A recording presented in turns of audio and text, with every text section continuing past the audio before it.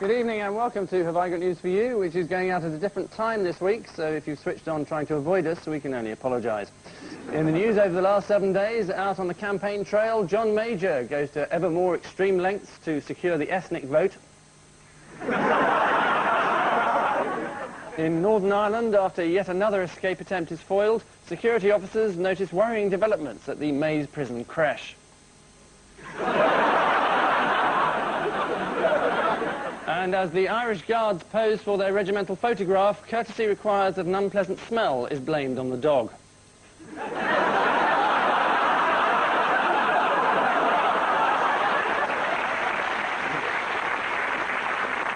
On Paul Merton's team, a man who was thrown off the Conservatives' campaign jet after accusations of drug taking. If he'd been accused of adultery or corruption, he probably would have been given a seat in first class. Journalist Will Self.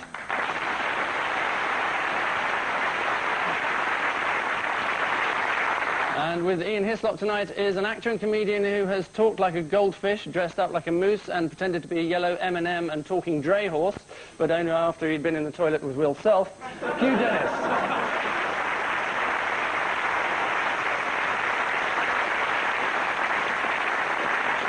Round one is traditionally the way we like to unsettle our guests. 4 disarmingly obvious news stories, Paul and Will. Somebody asks, there's a man getting out of a car.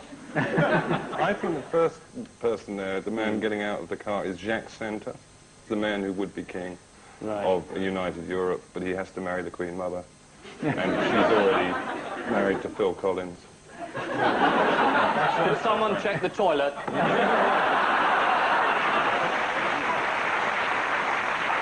It's probably all gone by now. The Queen is married to Phil Collins. The Queen Mother, yeah, she's married to Phil Collins. And they're going to have a baby. Yeah. But using very artificial techniques. Yeah. Right. And then you've got Peter Snow with his virtual reality penis. Yeah. I always thought it was called a swingometer, but... Well, he's got a nickname for it, obviously. Depends which way you hang, which way he hangs. I'm beginning to understand. Do you have a feeling tonight we're the straight team? I had some beer once. Well, that's you sacked then. The Tories in a couple of polls have suddenly closed the gap on Labour, it seems, because of people's worry about what's going to happen under Labour in the Europe. Yes. This is suddenly in at the death with the right answer. John Major said he had a message for Britain's European partners that he would wreck the Amsterdam conference, even if it meant taking on all the other leaders, all 14 of them, at which point Norma pulled him back, screaming, "Leave it, John, they're not worth it."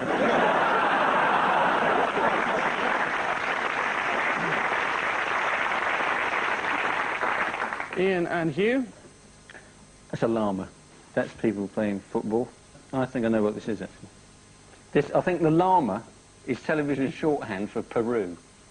Right? That's how it works, isn't it? Llama, Peru, Peru, llama. I think it's the story about the Japanese embassy siege in Lima, which is the capital of Peru. Which sounds a bit like llama, doesn't it? Maybe that's why. Anyway, what happened, I think, is that there was a Christmas party.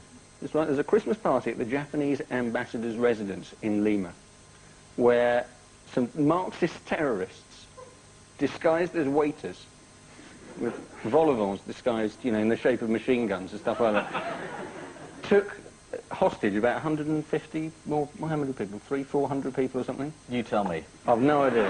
Anyway, they took a load of people hostage, and everybody got a bit pissed off about this because it's ambassador's ball, etc. There'd been no mention of it on the invitation. It didn't say things like, you know, please come to our Christmas party, black tie, carriages on the 23rd of April. They were particularly annoyed because they happened before the Ferrero Rocher chocolate's been handed.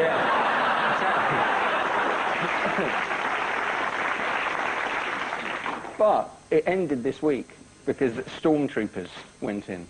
And the way they did it, the football reference in that is that the hostage takers, the terrorists, were all playing football at the time, because they'd spotted that the terrorists played football at Well, I think there's a moral in that, don't you? Eat football, drink football, die football. Yeah. What was the British interest in it? Did you read about that? Did we provide the canapes, that kind of thing? They built a tunnel. didn't they, to get in? So Swampy was probably advised. Probably. So Paul and Will, your final frontier. Oh, this is Timothy Leary, isn't it, who recently died, and his ashes have been, that's Star Trek, and the creator of Star Trek, Gene Roddenberry, he's also somebody whose ashes have been placed into this rocket, and they're fired into outer space, and they've become part of the cosmos. That's basically what it is. Timothy Leary's thing was tune in, what was it? Turn on. Turn on, tune in, drop out. Channel 5. Channel 5, Yeah. absolutely.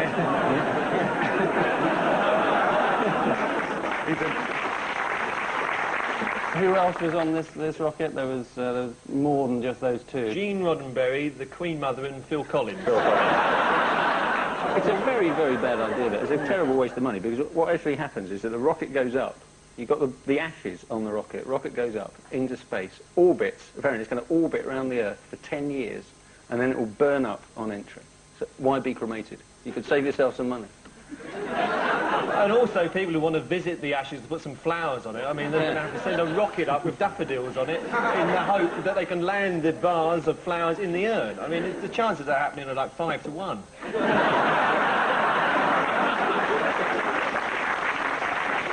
The Spanish-owned rocket was launched from the Canary Islands and contained 24 bodies, 3 Americans, a German scientist, and a party of 1830 holidaymakers who got the wrong flight. And finally in this round, Ian and Hugh. That's someone eating chocolate. Quite a lot of chocolate. And that's someone not. I believe this is a plan to make children eat vegetables by disguising them with chocolate. They give them different flavours so that peas taste of baked beans and carrots taste of chocolate, and I think broccoli tastes of peanut butter. But given that children's major aim is just to irritate you anyway, they'll suddenly announce that they've gone off peanut butter and they won't eat chocolate ever again. So I would guess it's pretty much a waste of time. You could also get health-conscious people to eat chocolate by flavouring it with vegetable. You know, like Bounty, the taste of parboiled potato. Topic, a mange two in every bite.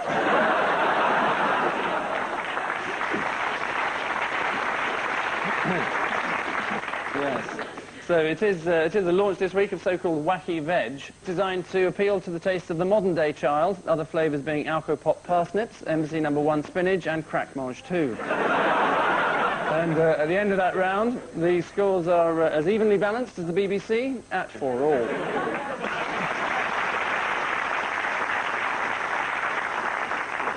Round 2 affords us the mouth-watering prospect of regurgitating 2 chunks of tabloid journalese, 1 cryptic headline per team, Ian and Hugh. I did not dine with Dr. Dishy. Dr. Dishy, I think, is this heart specialist, isn't he? From Harefield Hospital, whose name I forget. Magdi Yaqub. Thank you very much. Yeah. No, Magdi Yaqub isn't dishy. No, I think he's a bit of a dish. He's lovely. He looks a bit like you, Ian. You clearly have been taking something. Yeah. He's So there's 61 two doctors who Diana is involved with. One, in a sort of admiring way, who is Dr. Ugly. Magdi Yaqub. Right. And the other one is another one, but he's dishy. He's got a moustache. Is he not a heart bloke as well? He is a heart bloke. They're both heart surgeons. They're He's both not a moustache bloke. No, he is a moustache bloke, isn't He's got one. I But think he he has. doesn't do moustaches or anything, transplant them or anything. He does sort of bypasses. It's bypass, yeah. If you've got a moustache, This moustache bypass, is this the one that Swampy's digging underneath?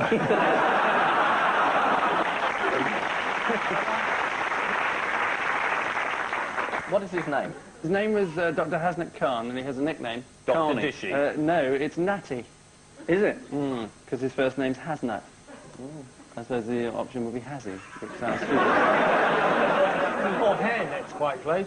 Dr. Hairnet. Yeah. Hasnet, Hairnet. Hasn't it? Yeah, that's Let's call the whole thing off. Yes, we're back in that old people's home again. It's Suet tonight, by the way. I've seen the sweet trolley. Excellent. So how Did did you see Countdown today?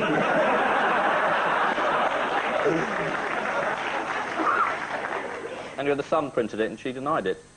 And the Mirror revealed which doctor it actually was. And Which doctor?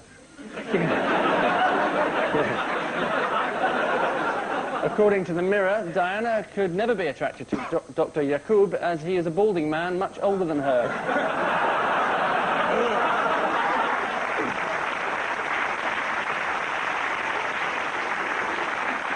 Paul and Will, it pays to advertise them. This is about Mike Tyson, whose name is cleverly hidden here in this compound word. And it's about a sex aid that is being marketed under the name of the Tyson pill. I think it's this thing that you hang on your earlobe. It's a cross between a double-decker bus and a mushroom. And you hang it there, and you can know your orgasm lasts 3 minutes, and then somebody rings a bell, and a bloke comes and flaps a towel in your face. So you're And right. you're going to have to sit on a stool in a corner. Which anybody would have to after 3 minutes.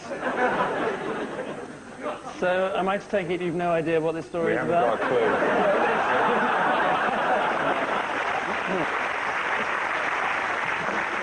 Well, Tyson has an extremely expensive, it's true, extremely expensive house in America somewhere, as he would, being an American. And he wanted to... research is baffling, isn't it? Mike Tyson's got a large house in America. Where'd you pick this stuff up from? Certainly slightly nearer than the sex aid angle, anyway. Where do you reckon he's made his money then, Ian?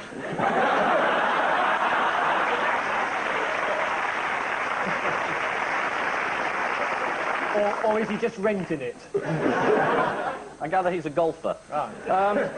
He's been in prison for a while, and he's out now, and he wants to sell this house. And he advertised it in a local free newspaper in Barnet. As you do. You don't want, you know, a lot of press interest or whatever, so he slipped it in a little free ad, and he's had loads of offers from people in Barnet and elsewhere for his house. Bit of a shock to me that the Barnet advertiser actually sold houses. I assumed that the Barnet advertiser would just sell wigs and hair lacquer.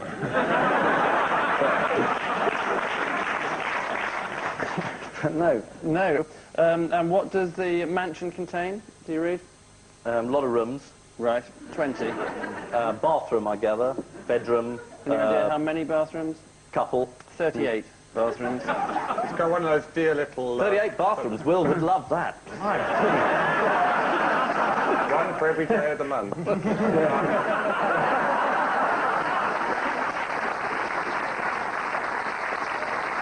The house also comes equipped with a basketball court, a tennis court, a racquetball court, a boating lake, a shooting range and a full-size swimming pool, putting it slightly ahead of Manchester in the race to host the next Olympics.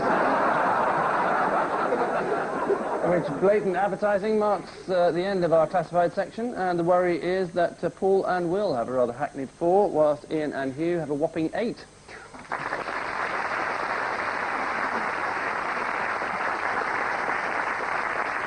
I grew up in Barnet, actually. So did I. Not only that, but you two went to school together, didn't We you? did, We did, yeah, yes. when we were 12. We played rugby together. Yeah. And I was the number 8, and Will was the second row forward, and I regularly had to stick my head next to I must say that's something that men in Amsterdam would pay ready cash for.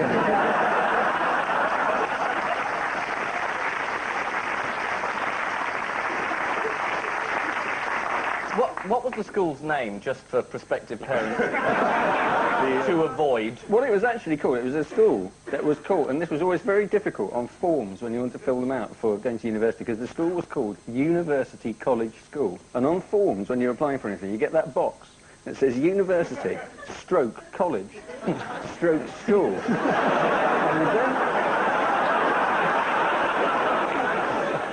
And you just copy it out again. And expect them to let you in. I always used to find it just writing yes. Did it have a motto? It did, actually. It was Paulatim sed firmiter. Indeed. Which was slowly but surely. Indeed.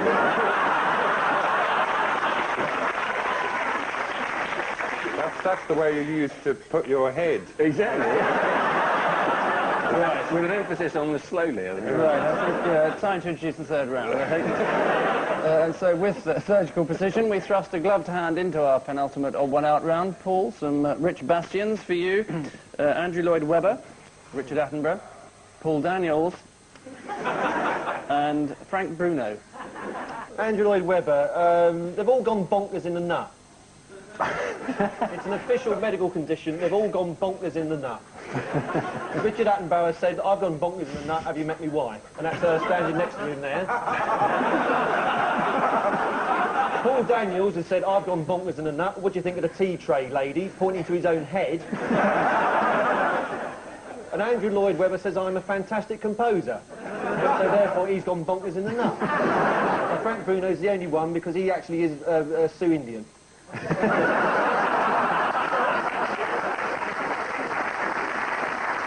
So Frank Bruno's the odd one out. Well, you've fallen into our trap. That's what we were hoping you were going to say. It is a more topical question than you might think. Lloyd Webber said he'd leave the country if Labour won. Yeah. Correct? Well, he is leaving.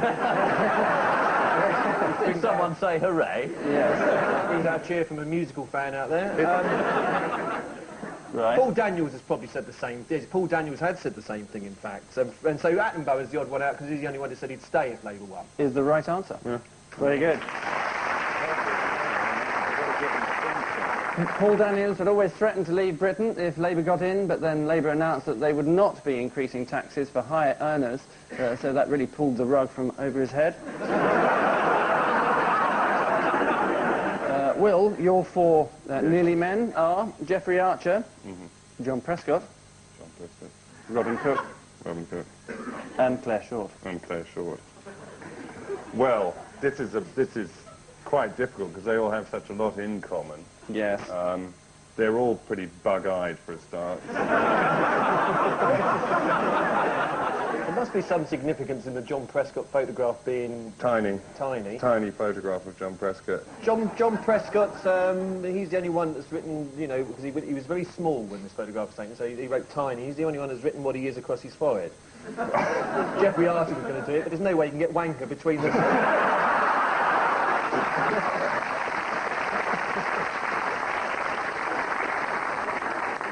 The photo of Prescott is a clue. Yes. It is a clue. But what does it mean? Yeah. What is a clue? They're children at school together. Oh, I know what it is. Yes. None of them went to university except for Dr. Robin Cook. Is the wrong answer, but I will give you one because you're almost there. Is that they all went to grammar schools except John Prescott, who failed his 11 plus and went to Grange Secondary Modern School. After leaving school, John Prescott worked for Cunard and still works fairly hard today. Mr. Prescott was recently in trouble when he told a journalist, you can't tell the truth all the time, can you? Nobody does. You don't always tell the truth to your editor. Will, true or false? I don't wish to comment on that at this stage. Right. Okay. All I'd like to say is that I'll do better in another life.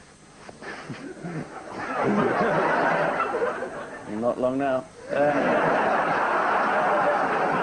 Hugh, your four are these somewhat surprising seven. Larry Walters, a sheep, a duck and a chicken. Richard Branson, Yes. and Prey Un Eklang. So this is the easy one. I've no idea who Larry Walters is. That's my problem. Right. Or this Cambodian bloke here. I don't even know which of those two is whatever his name was. Mr. Prey Un Eklang is actually a Thai. Yes, and Is he? Yes, and he's an uncomfortable Thai, I believe. Is he? I believe so. In what way? His dear wife felt a little bobbity one day and had at him. I have a suspicion that may be the case. Would you like to explain? She went a little bobbity and Four bonkers in the nut. bonkers in the nut When you say bobbity? and detached his membrum virilis from his body. His knob, for those of you who not classically educated like Geoffrey Archer, and attached it to a balloon. Went higher than it ever had before. By some 25,000 feet. Yes. And Branson's been up in a balloon. Yes. Who's this guy, Larry Walters? He's been up in a He's a balloon this balloony week. man. Ah, is he that bloke? He's the who balloon bloke. In the garden. is he the bloke who was in the garden and bought some weather balloons and then made the mistake of tying the balloons to his garden chair? Well, he thought he could hover above his neighbour's garden and have a look at them. But instead of going up 10 foot, he went up about 30,000 feet. And he wasn't expecting to go anywhere near that high, and he floated into the flight path into Los Angeles International. And he was spotted by a Pan Am pilot. And then just looking out, thinking, there's a bloke up there. That's a garden chair. First class, we're second class. What class is he from? He won this thing, didn't he, called a Darwin Award? Yeah, that's right. That's It's right. for people who die in spectacularly stupid circumstances, the Darwin Award, isn't it? Yes, without reproducing. The key thing is you can't reproduce yourself, so you contribute to the success of natural selection by topping yourself in a ridiculous The guy who won it the year before tied a sort of special kind of rocket you have for helping a military aircraft to his back and fired himself into a cliff. And the man who won the year before that died when he was trying to get a free can of Coca-Cola out of the machine, and it fell on him. And I think in the past a sheep, a duck and a chicken had gone up in a balloon, so I reckon the odd one's out the bloke whose knob has gone up. He's the only one who hasn't gone up. He hasn't been on his knob yet. They went up. Montgolfier, when he did his first balloon flight, he put a sheep, A duck and a chicken. in it. Yes. But the chicken was cooked. Well, they flew too close to the sun, you see. And Colonel Sanders was at the bottom and got an idea. Yes, so the answer is that they've all been on balloon flights, with the exception of Mr. Prey Un Eklang, as only his penis has. After Prey Un Eklang took a mistress, his wife cut off his penis whilst he slept, tied it to 2 helium-filled balloons and released it into the sky. She's being prosecuted for grievous bodily harm, and he's being prosecuted for exposing himself to the passengers of Flight 7. And finally, Ian, your meeting of like minds are Arnold Schwarzenegger, Babe, William Shatner, and Sir Robin Day. This is a heart question. Arnold Schwarzenegger has just had a Arnie to you, I gather. All those premieres Angus has been going to. Yeah, we like that. Arthritis. Sorry, Arnold Schwarzenegger's had a heart operation. He's had a valve replaced, and the valve comes from a pig. Not from Babe, I hope. Yes, they killed it. Oh, no. No, children, they didn't. Shatner must have had a bypass.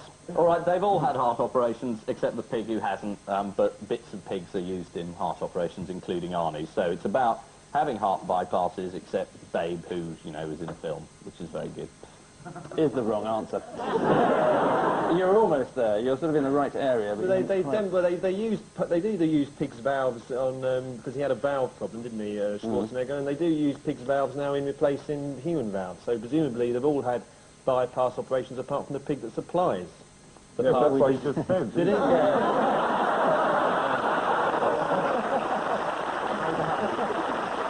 I'm selling with the drug trolley for lovely. you, yes. I'll try and get to it before you.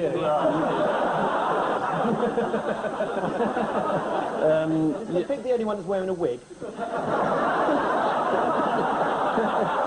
They know there's pig wigs. It's a very obvious toupee, isn't it, Joe? And really most ill-advised. Yeah. You're going to have to put you out of your misery. The answer is that they all have a pig's heart valve working inside them, except William Shatner, who is a vegan, making it against his beliefs to allow animal organs into his body. He has a vegetable in there, does he? So a valve made out of cabbage. Tastes of bubble gum. So Robin Day has just had a pig's valve inserted into his heart and said... Number of places it could have gone. Yeah. I was recommended a pig's valve, he said, because it blends in with the body, after which he gave a little wiggle of his curly tail and trotted into the sky. Which pig ignorance brings us trotting to the end of this load of baloney, and the situation is that Paul and Will have a lean 8, whilst Ian and Hugh have a crisp 9.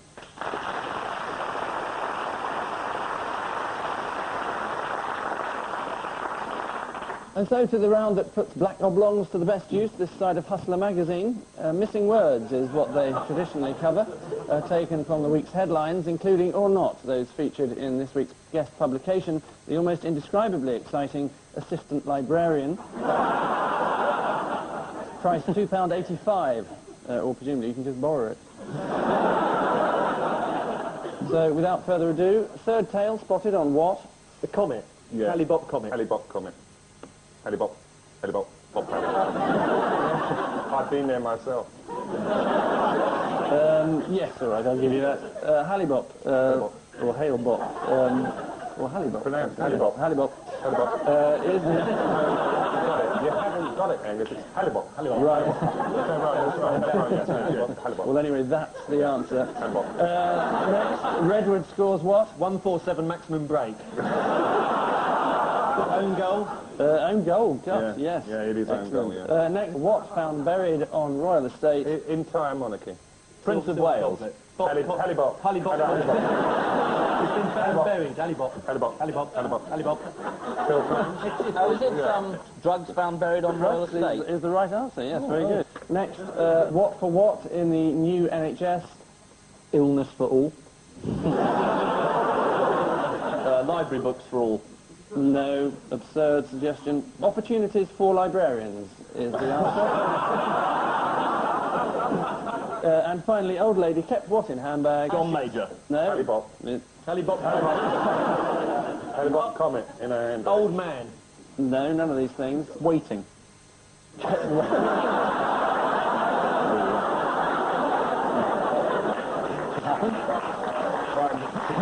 It's not actually the right answer. Here's a clue. Fortunately, no.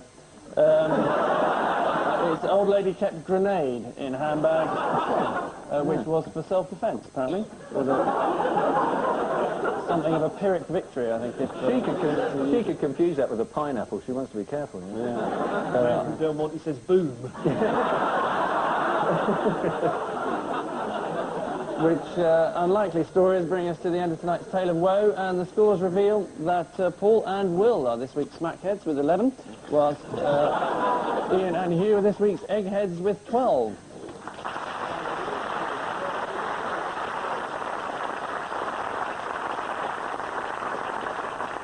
There's a moral there, kids. Say no. On which magnificent note, we say thank you to our panellists, Ian Hislop and Hugh Dennis, Paul Merton and Will Self. And I leave you with news that in Hull, there's a late entrant in the local heats of Mr. Universe. At the United Nations, the April Fool memo works a treat. And there's a surprise for Boris Yeltsin as the lights go on suddenly in a Beirut disco.